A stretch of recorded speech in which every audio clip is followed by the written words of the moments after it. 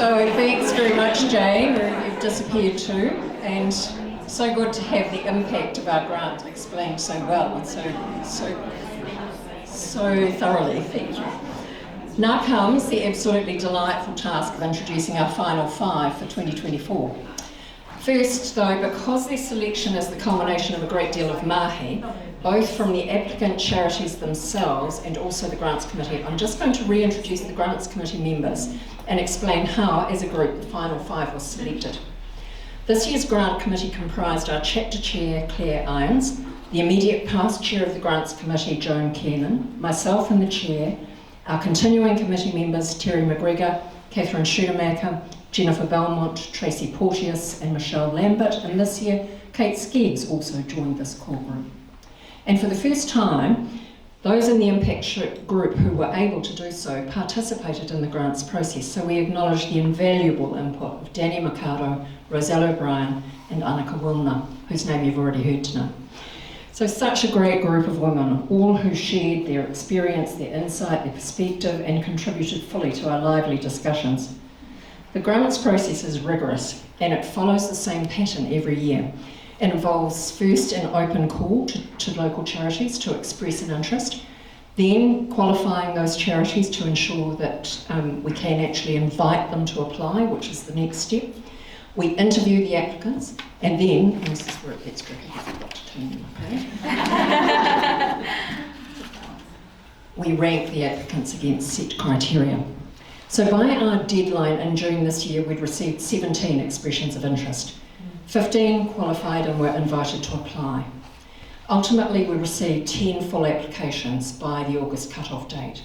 And in late August, the Grants Committee then met all the applicants in person before each committee member completed independent rankings for those charities. We have to acknowledge and thank everyone involved for their time and the thought and effort expended on and in the grants process over these past few months. To our applicants, thank you. Thank you for making your submissions, taking time to meet with us and answering our queries. We know it's nerve-wracking, not to mention time-consuming. To the Grants Committee, you're awesome. Thank you for your weeks of time reading applications, attending meetings, assessing applications, and in general, the rigour with which you've discharged your responsibilities to the wider membership. So how did we get to the final five I'll soon introduce you to? Each applicant receives a mathematical ranking against our grant criteria, which are preset. And these are an understanding of the community challenge or opportunity that's been identified by the applicant, the applicant's ability to demonstrate that their proposal will address that challenge and have tangible results, the applicant's specific ability to address the challenge or alternatively to partner with another charity to address it, their track record for implementation, and again, here we go. Finally, the sustainability of the project. How will the organisation fund its project on an ongoing basis? So the individual ratings were collated and calculated independently of the committee, and that's the reason, we have to do that. It's an auditable process. And that results in a different aggregate score for each applicant. However, when we get to the final five, we always present them to the membership on an equal basis, as all five are deserving of your votes. For that reason, the list I read is in alphabetical order, and I'll present in alphabetical order too. So once you know who they are, I'll ask the representatives of each group in turn to pitch their particular project, and they each have 4 minutes to do that. And Uni, you're going to be the timekeeper. Right. So without further ado, as they say, it's a bit of a cliche, but here are our final five: ADL Limited, the Citizens Advice Bureau Queenstown, the Glenorchy Trails Trust, sorry about that, GTT, the Southern Lakes Sanctuary Trust, and the Whakatipu Rowing Club Incorporated. Well done.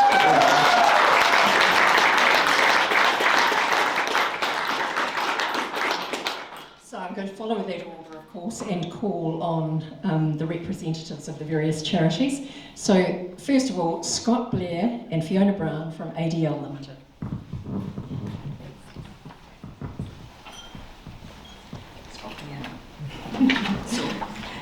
Tēnā koutou. Thank you Impact100 for this incredible opportunity. Your commitment to supporting the Whakatipu community is truly inspiring. We appreciate your encouragement to think really creatively around how to best address our community's needs. My name is Steve Brown and I'm the service leader here in Central Otago for ADL. And this is Scott Blair, my clinical leader from Dunedin.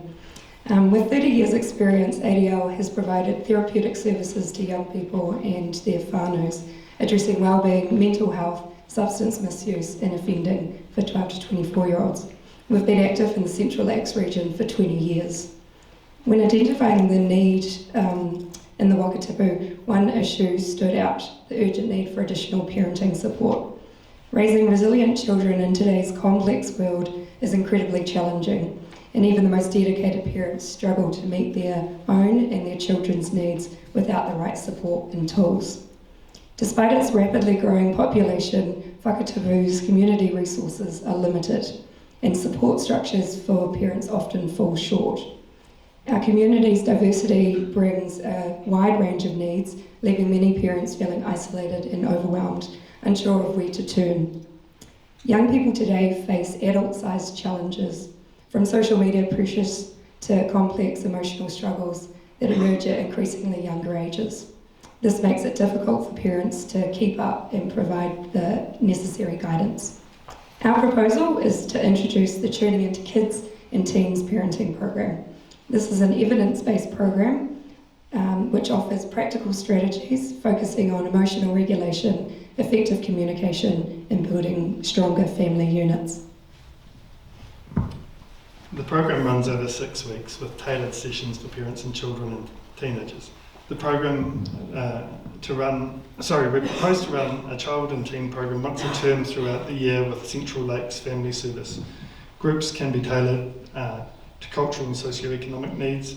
The program is already successful in Australia and Canterbury.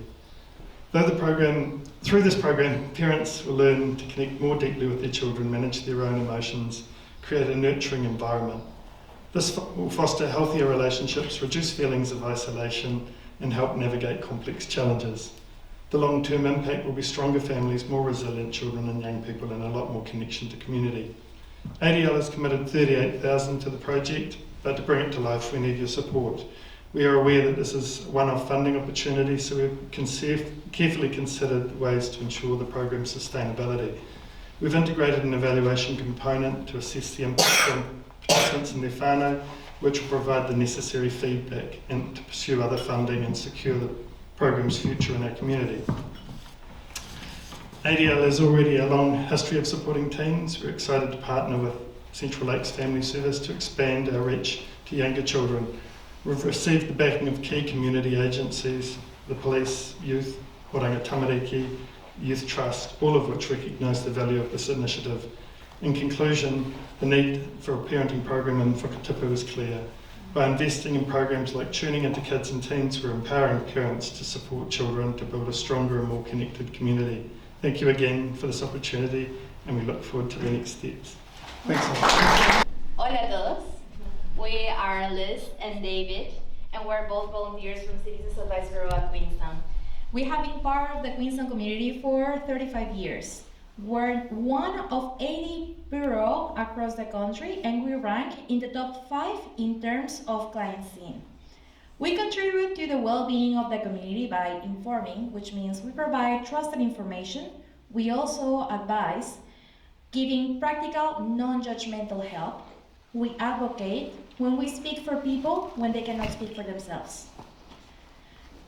As a CAB, we punch above our weight. In recent years, while district has grown 30%, our migrant client contacts have grown 300%. Our project is a 1-year pilot program to support 150 and their families, clients, whose lives are in crisis, and to help them get their lives back on track. Can you help me? Are the words we hear when a client sits down with one of our volunteers. This can be the small business owner who is facing bankruptcy when he should have been looking forward to his retirement.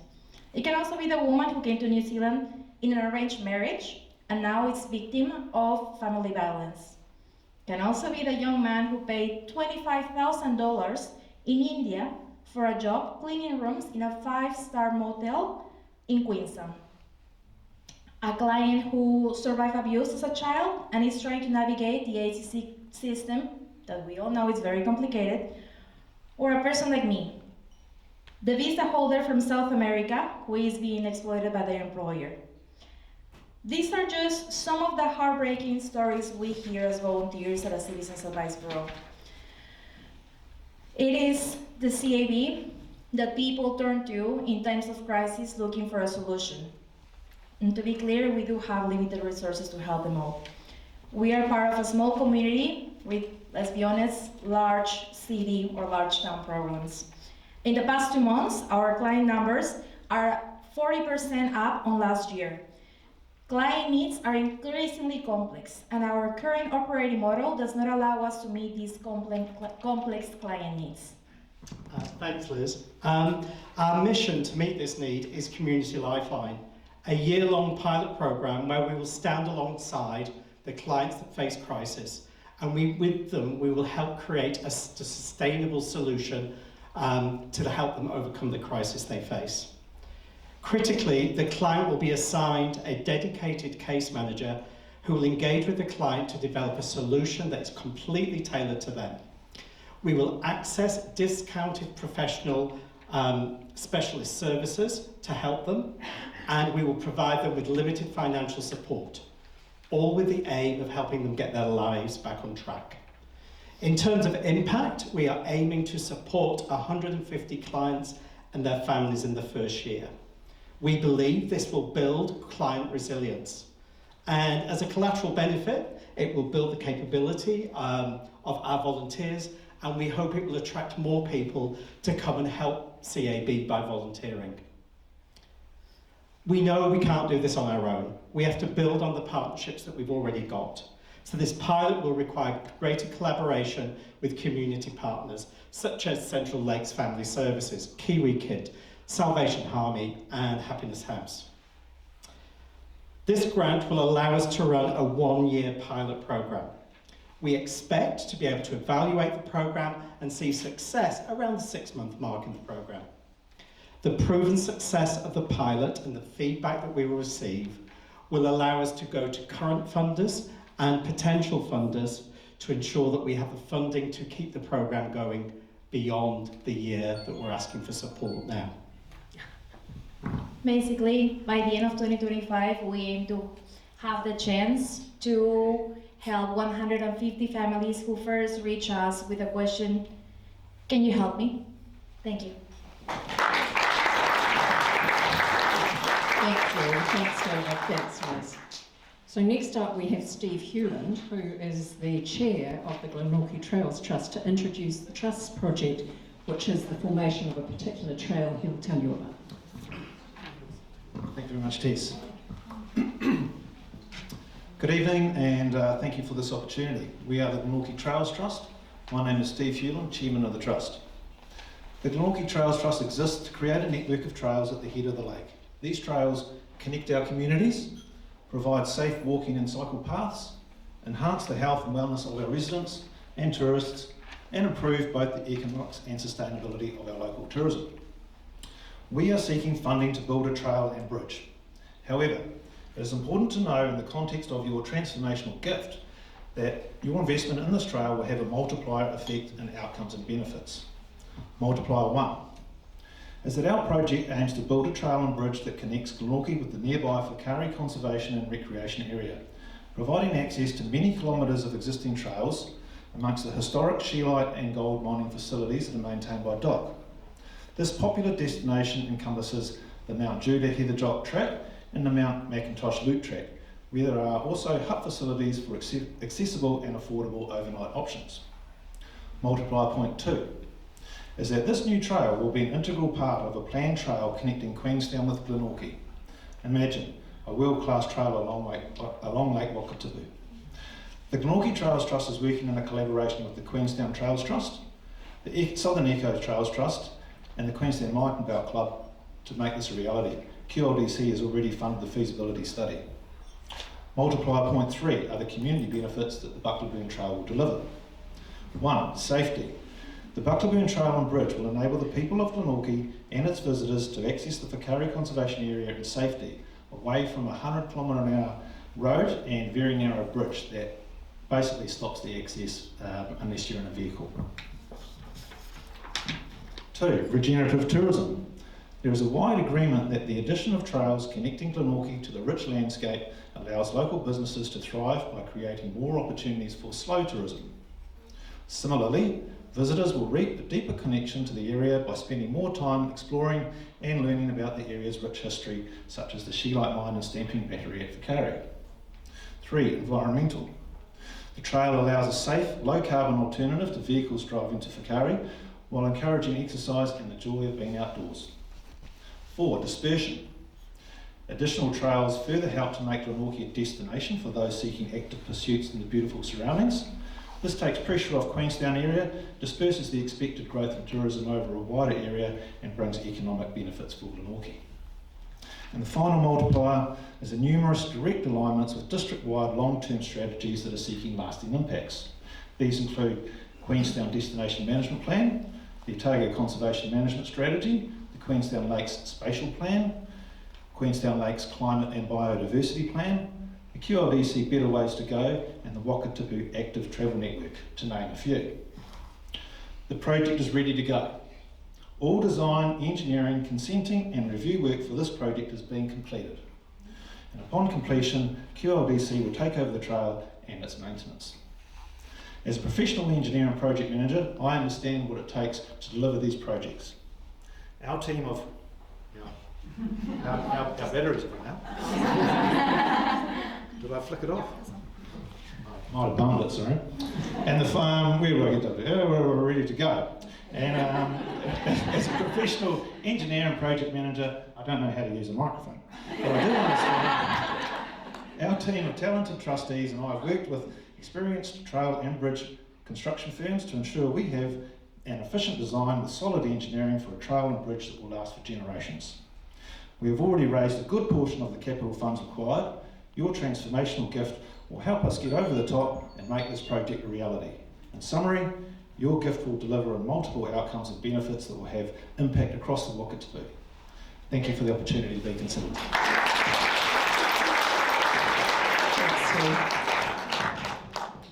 Wow. So, at least one of our next speakers will be familiar to those who were members in 2023. They are Paul Kavanagh and Chrissy Becker-Fifield from the Southern Lakes Sanctuary Trust. Paul. Kia ora. So thank you for this opportunity again. Hopefully it's not always the bridesmaid. So Paul Kavanagh took over. So my name is Paul.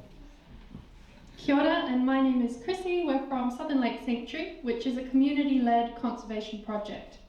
We are all about maximising impact through collaboration, and we represent the collective work of 6 founding partners. We are supporting over 100 community groups and over 1,000 incredible volunteers. Our goal is to restore biodiversity through leadership and collaboration. Now, unfortunately in Aotearoa, we have the highest proportion of endangered species of any country in the world. And most of our species, so tui, takahe, tuatara, they're found nowhere else in the world as well. So it's extra important for us to preserve these animals against a very real threat of extinction. Because if we lose them here, they're gone forever, and we just cannot let that happen. So our exciting project that we need your support for is for a landmark conservation program in the beautiful Reese Valley. The Reese Valley, at the head of the lake past Tahuna, Glenorchy, is bounded by Mount Inspiring National Park and a UNESCO World Heritage Area. It is a key biodiversity site with 15 threatened species, including kia, piwawa or rock wren, and peka bats. But this area is under pressure from introduced predators, including stoats, rats, and feral cats. Our project is to protect these endangered species and to prepare for the release of other endangered species in the future. So takahe were previously declared extinct for nearly 50 years until they were rediscovered about 75 years ago. And they've recently returned to our district with the release in the Greenstone, which you guys supported.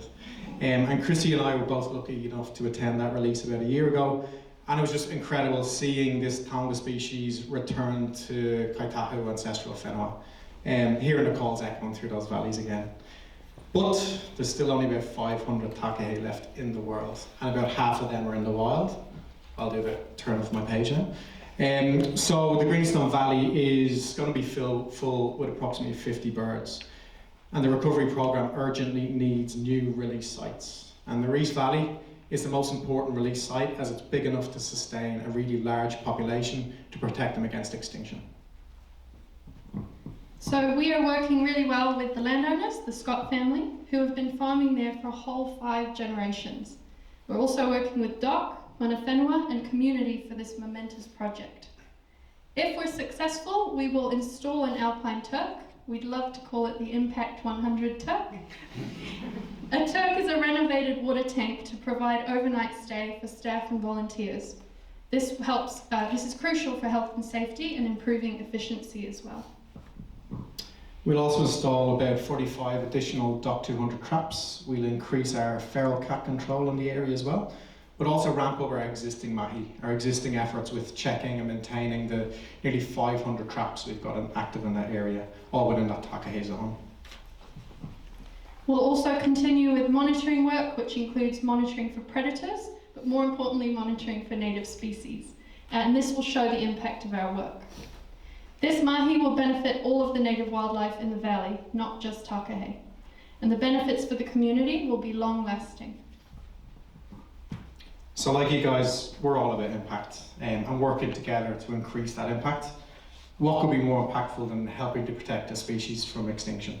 What a legacy that could be to leave behind, and what an opportunity. So help us take that opportunity. Kia ora.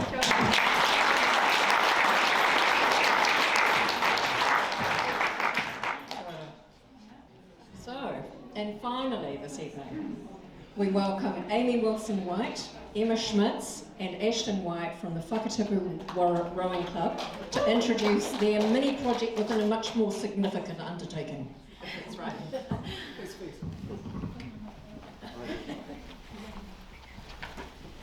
Kia ora, I'm Amy Wilson-White and I'm president of the Whakatipu Rowing Club.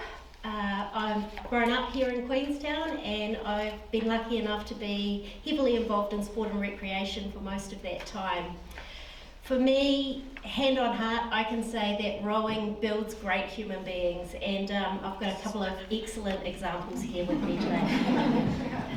Good evening everyone, my name is Emma Schmitz, I am a rower and I'm also on the building project committee at the Rowing Club. I love nothing more than being out on Lake Hayes. When I'm not out on Lake Hayes, you'll find me working at Assembly Architects here in Arrowtown. G'day everyone, my name's Ashton White. I've been a rower at the Rowing Club for about 5 years and I've recently become a coach at the Rowing Club. Rowing has had a massive impact on my life, not only through school grades and stuff like that, but also through leadership opportunities, and it's had a massive impact on my life, and I'd love to give that opportunity for other people. So at Whakatipu Rowing Club, to continue our community impact, to grow the benefit and to really embrace the success that we've had to date, we need to redevelop our existing boat shed that we have down at Lake Hayes. If you're a trail user, if you walk or bike past there, you'll see that we've built already 4 little boat sheds, super cute. We're now working on the big dusty old shed that's there.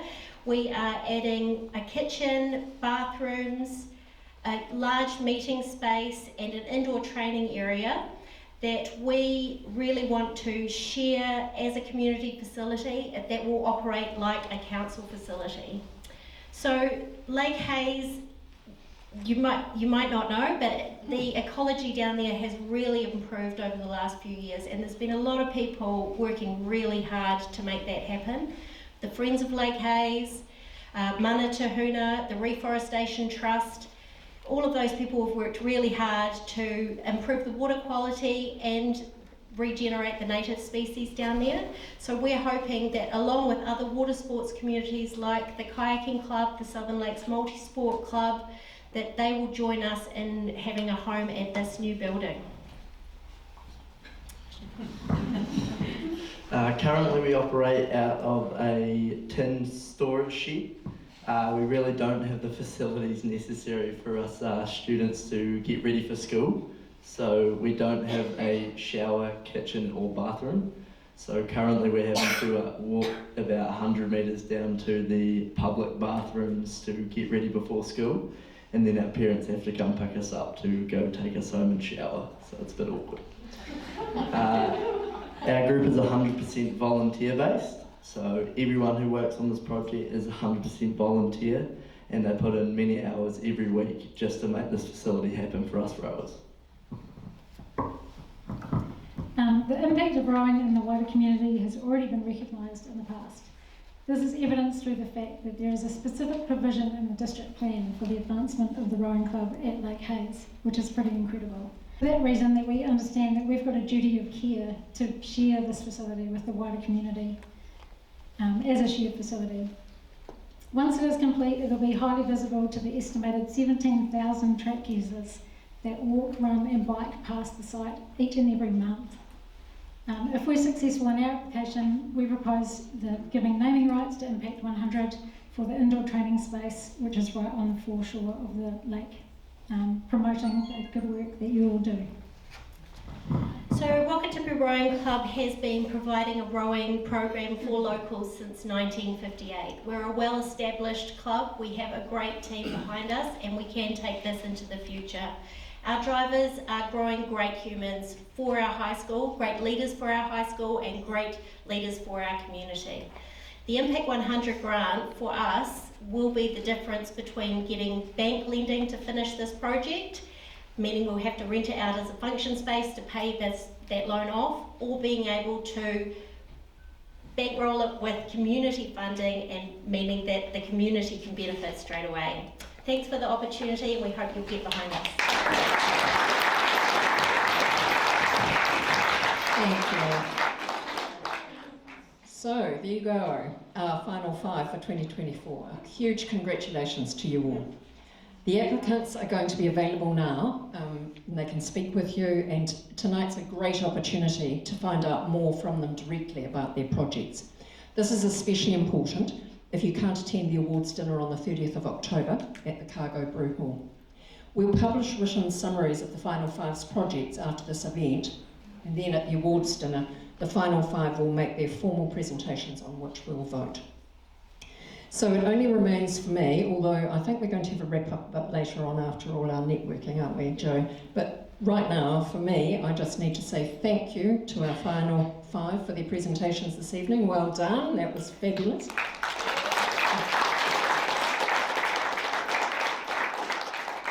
And we almost managed to get everyone on time, which was great.